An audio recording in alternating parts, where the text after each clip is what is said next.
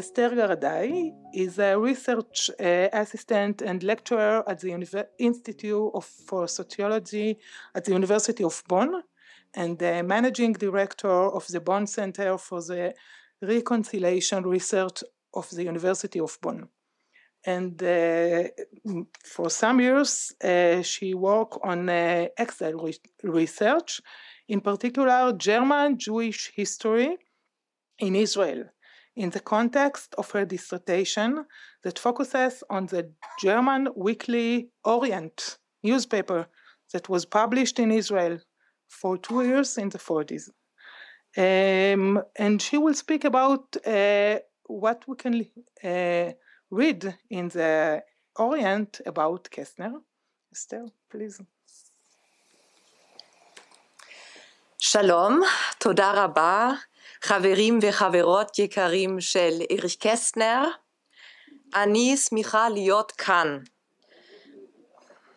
הנושא שלי הספק לקסטנר מ-1942.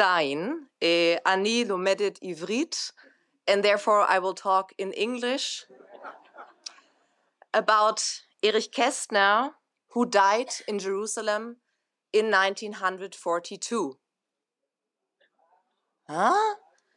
Did you know it, or do you wonder, what is she talking about, this researcher from Germany? Well, it was a rumor, and Erich Kästner was declared dead several times between the winter of 1941 and 1944 in the German exile press, from New York to Argentina and in Jerusalem.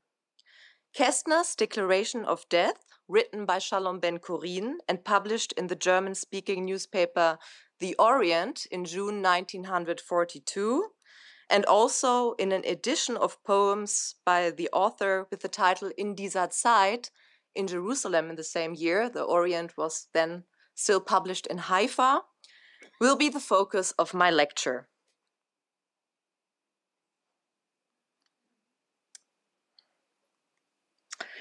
My lecture consists of 3 parts. First, I will talk about the history of these rumors of Erich Kästner's death in the exile press.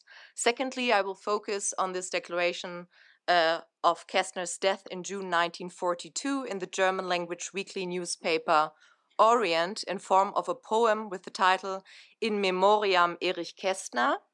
And thirdly, in my final section, I will analyze the accusations of guilt against Kästner by Shalom Ben-Chorin in the context of the thinking of other types of German guilt that were expressed in other literary figures in the Orient.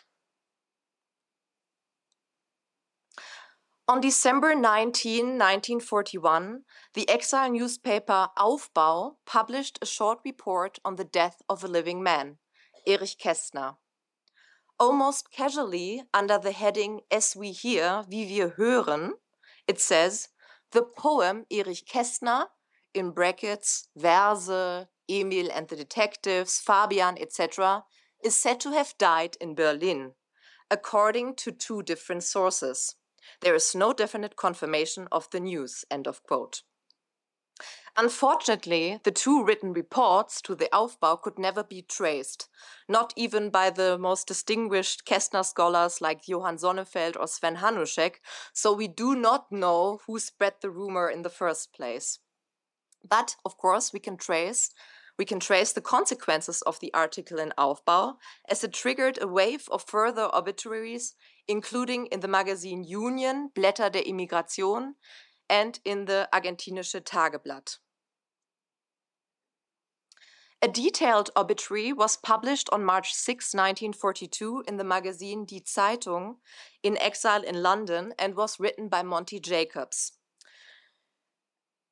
It was written very seriously and shows that the rumor was indeed taken seriously. Monty Jacobs had been a theater critic for the Vossische Zeitung and since 1914 and knew Erich Kästner from Berlin.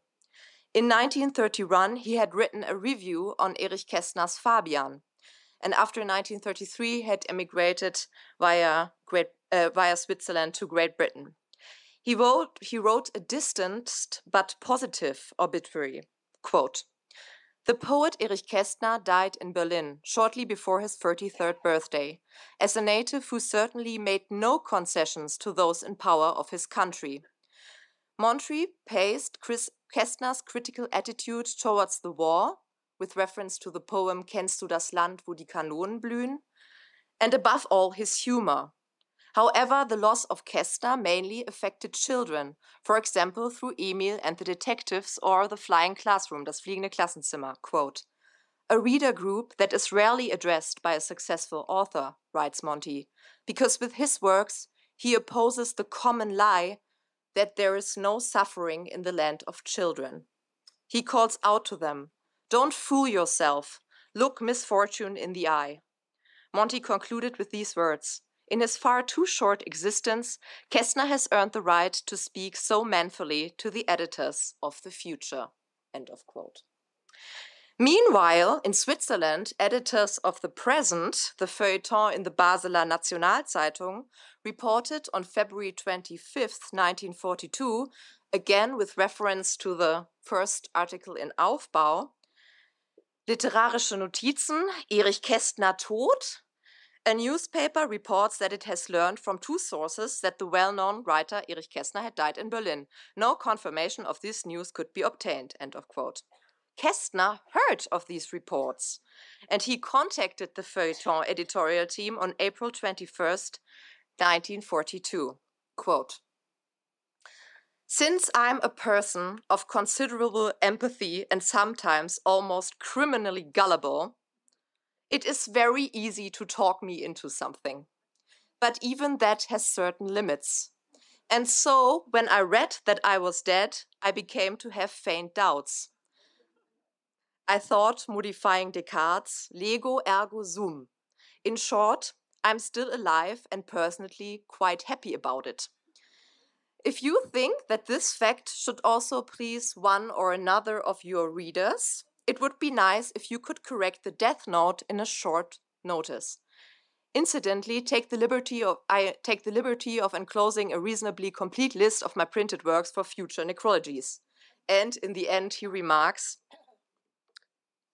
"PS, I would be grateful if you could send me the correction note, as I, pedantic as I am, would like to file its revocation in my lights folder behind my obituary." End of quote.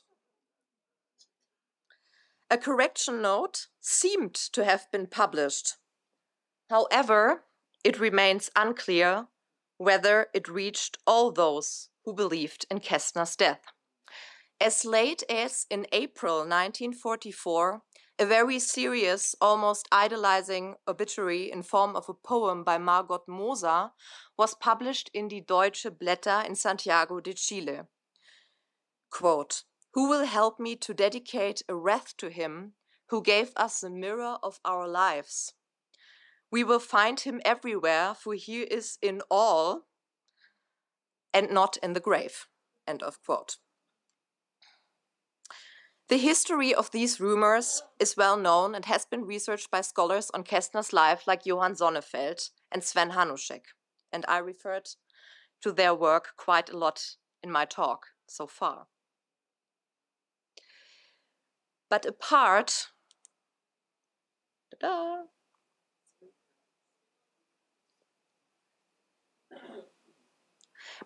from these serious-taking obituaries, from my point of view, another tendency becomes visible in these discourses.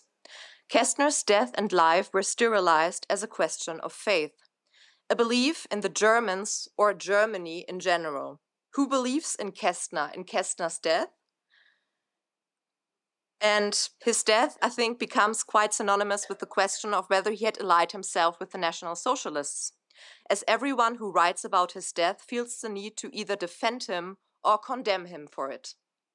The harshest criticism, the declaration of death made without regard to truth or falsehood about the fact, came from Shalom Ben-Chorin and is less known. This obituary by Shalom Ben-Chorin in the Orient was published on June 12, 1942, and has far received only scattered attention in the reception of Kästner. The Orient, in which Shalom Ben-Gurion's obituary appeared, was a German-language weekly, and it only appeared from 1942 to 1943 and was edited by Wolfgang Jurgrau and Arnold Zweig before it was literally blown up by revisionist-Zionist opponents. Because the magazine was published in German and, according to his opponents, defended Germany, the country of the National Socialists. In practice, my analysis shows me that the staff was actually very critical of Germany, and this becomes also clear from my focus here in this lecture. However, Shalom Ben-Gurion's poem did not arouse enthusiasm of every Orient employee, as I will show.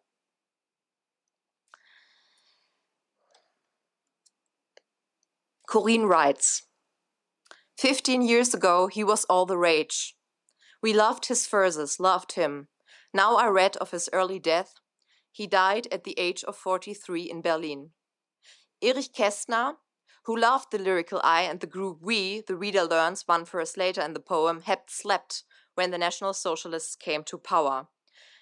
He was a poet and was a conscience. He simply said how things stood with us, but then he fell asleep on a soft pillow and stayed in the brown land on the murder. Dann aber schlief ein auf sanften Kissen und blieb im braunen Mörderland. And now the accusation arises. A man like him should not have done this. He was, like Fabian, a moralist. He once told the truth and in cheerful, melancholy poems how the truth is. But then he cowardly fled into the idyll, where it wasn't so idyllic all around. O Erich Kästner, where was the will to objectivity and attitude in danger?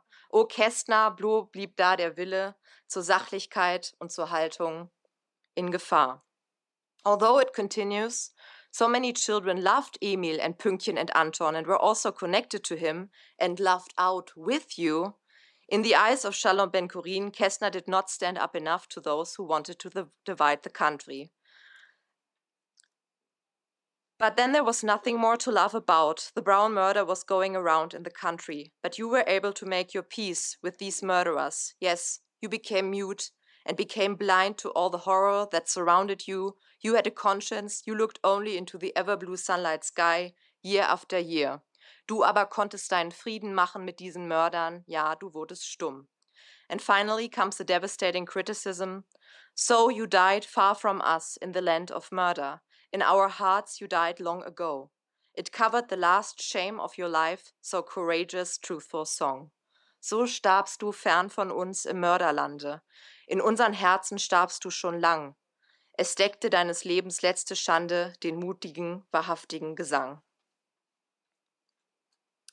The poem was prominently placed in the Orient by the editors.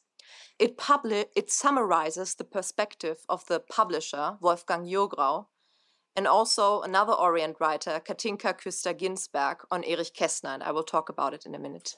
But criticism also voiced. I think that was a little unfair and not at all nice. Louis Fürnberg, another Orient author, wrote in a letter to Arnold Zweig on June 18, 1942, about the poem by Shalom Ben-Gurion. Fürnberg writes about himself that he's not a compromiser, but the case of Kästner was a little different. Kästner, writes Fürnberg, had not conformed, quote, and that the poor sick man did not summon up the strength to leave the homeland. One should be able to forgive him, even if he remained silent. What applies to him, in this case, does not apply to others. Moreover, Kästner was, in the eyes of Fürnberg, not a revolutionary author. In Fürnberg's view, he was a moralist. Quote, with all the resentments of his profession, one who stood outside the generation, if you can put it that way, and a likable person. He certainly did not remain silent out of cowardice, just as he did not speak out of bravery in the past. But, according to Fürnberg, the Orient did him an injustice. However, Fürnberg did not have the time to reply to Ben-Gurion in the Orient, which was actually quite the fashion among these authors. In particular, one other Orient author, Katinka Küster-Ginsberg, a psychoanalyst, criticized Erich Kästner severely. In her analysis of the Jerusalem Christmas broadcast in German on January 1st, 1943, she writes in the Orient and calls the poem recitation by Erich Kästner the, quote, gruesome climax. She apparently shuddered at the poems, quote, by Erich Kästner, who remained in Germany and did not belong to the opposition. The selection, writes Küster, was probably not made because they wanted to please the German Jews, quote, but because they know that the German language used correctly can be a sharp and sparkling weapon, end of quote. The strongest criticism, apart from Shalom Ben-Kurin, we find in the Orient came from Katinka Küster, and thus from a Christian woman. She had fled to Israel with her Jewish husband Richard Ginsburg in the 1930s and traveled back from Israel, Palestine, to Berlin in 1939 to help Jewish children escape from Berlin to England.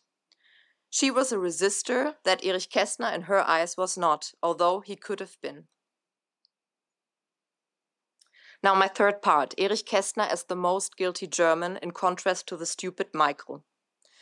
For the Orient employees, the figure of Erich Kästner is a particular guilty German, especially recognizable in comparison to another literary figure, which, from my point of view, is constructed as the less guilty German.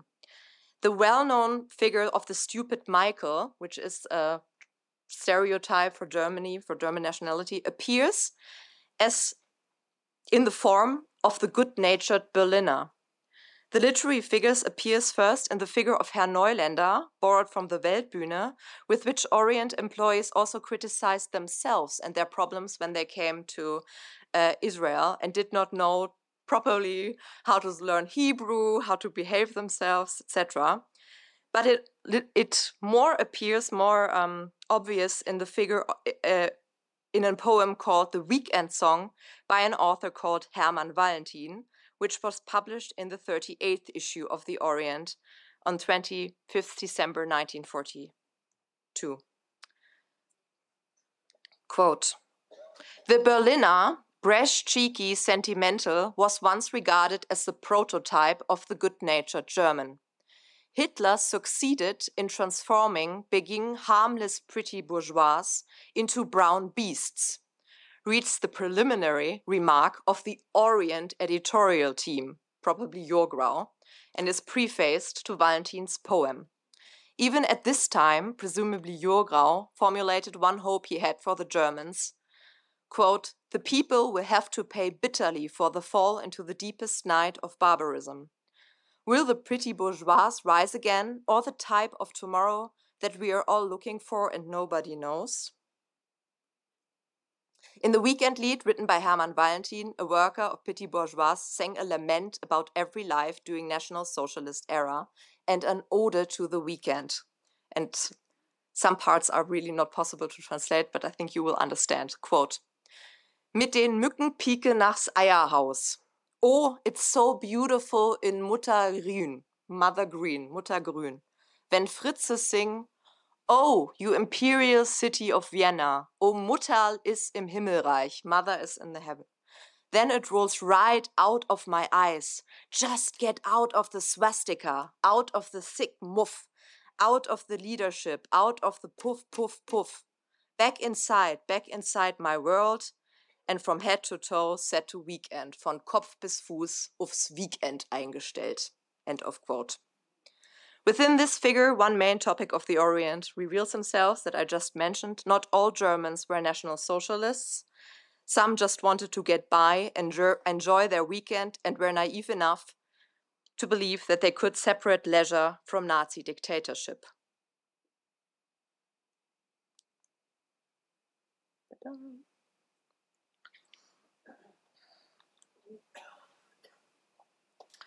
Conclusion. Kästner was not naive.